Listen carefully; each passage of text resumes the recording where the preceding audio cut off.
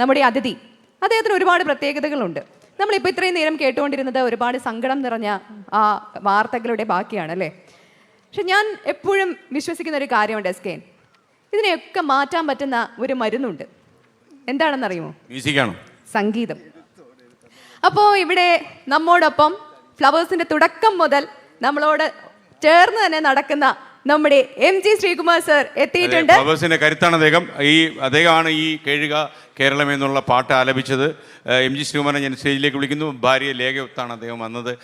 ഫ്ലവേഴ്സിന്റെ കുടുംബാംഗമാണ് അദ്ദേഹം. ഒരു ആസ്ഥാന ജഡ്ജിയായിട്ട് കുറേ കാലമായി ഫ്ലവേഴ്സിൽ തുടരുകയാണ് അദ്ദേഹം. അതായത് ഞാൻ തൃശ്ശൂരിലുള്ള MD രാജേന്ദ്രൻ പ്രശസ്ത കവിയോട് ഫോണിൽ ചോദിച്ചു, നമ്മുടെ നാട്ടിൻ്റെ അവസ്ഥ അറിയാമല്ലോ, ഞാൻ ഈ ചില കാര്യങ്ങളൊക്കെ പറഞ്ഞു, ഇങ്ങനൊരു പാട്ട് എഴുതാൻ പറ്റുമെന്ന് ചോദിച്ചു. 7 മിനിറ്റ് എടുത്ത് ഒരു പാട്ട് എഴുതി. ആ പാട്ടിൻ്റെ ട്യൂൺ ഇങ്ങനെയായാൽ കൊള്ളാമെന്ന് പാടി വാട്സപ്പിലിട്ട് തന്നു. ആ പാട്ട് ഞാൻ MGക്ക് അയച്ചു. MG ഇന്ന് ഉച്ചയ്ക്ക് 3 മണിക്ക് അത് റെക്കോർഡ് ചെയ്ത് അതിമനോഹരമായി പാടി. You are A wonder. Thank you MG Sreekumar. Thank you. എല്ലാവർക്കും നമസ്കാരം.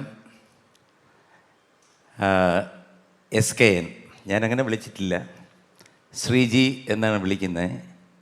40 വർഷമായിട്ട് ഞാൻ ശ്രീജിയെ കാണുകയാണ്. ഞാൻ ആകാശവാണിയിൽ എൻ്റെ ചേട്ടൻ MG രാധാകൃഷ്ണൻ ചേട്ടൻ്റെ കൂടെ പോയപ്പോഴാണ് ആദ്യമായിട്ട് ശ്രീജിയെ കാണുന്നത്. അന്നോട്ട് ഇന്ന് വരെ ഒരേ രീതിയിലുള്ള പെരുമാറ്റം. മാത്രമല്ല അദ്ദേഹത്തിൻ്റെ കഠിനാധ്വാനം അത് എടുത്തു പറയേണ്ട ഒരു കാര്യമാണ്. ഒരു മനുഷ്യനും ഒരു നിലയിലെത്തണമെങ്കിൽ പെട്ടെന്ന് ഒരു സുപ്രഭാതത്തിലെത്തില്ല. അദ്ദേഹത്തിൻ്റെ മോർണിംഗ് ഷോ എത്രയോ ദിവസങ്ങൾ, മാസങ്ങൾ, വർഷങ്ങൾ ആർക്കും പറ്റാത്ത ഒരു കാര്യമാണ്. അത് അദ്ദേഹം നിഷ്പ്രയാസം ചെയ്യുന്നു. മാത്രവുമല്ല ഫ്ലവേഴ്സ് എന്ന ഒരു ചാനൽ ഇത്രയും 1ാം സ്ഥാനത്ത് വരാൻ കാര്യം ഒരൊറ്റ ആളാണ്. That is SKN Sreeji. അദ്ദേഹത്തിൻ്റെ കഠിനാധ്വാനമാണ്.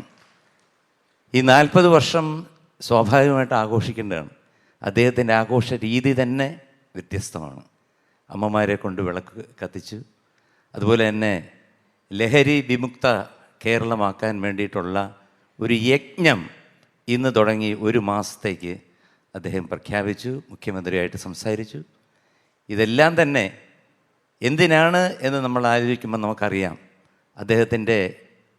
അദ്ദേഹത്തിന് ഉള്ള കേരളത്തോടുള്ള കടപ്പാടും അതുപോലെ തന്നെ ഈ കുട്ടികളോടും ബാക്കി അമ്മമാരോടുമുള്ള സ്നേഹവും എല്ലാം.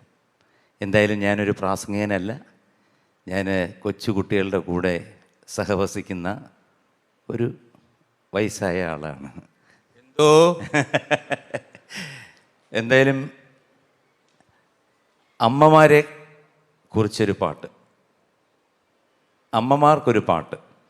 എൻ്റെ അടുത്ത് 2 പാട്ട് പാടണം എന്നാണ് പറഞ്ഞത്. അതിന് സമയമില്ലാത്തതുകൊണ്ട് ഒരു പാട്ട് തിരക്കില്ലെങ്കിൽ നമുക്ക് പിന്നീട് ഒരു പാട്ട് കൂടെ പാടാം. പിന്നെ എന്തായാലും ഓർക്കസ്ട്ര ഒന്നുമില്ല.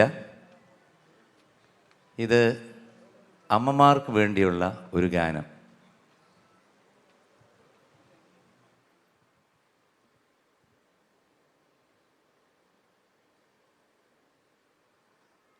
അമ്മയാണാത്മാവിൻ താളം, ആ നന്മയാണറിവിൻ്റെ ലോകം.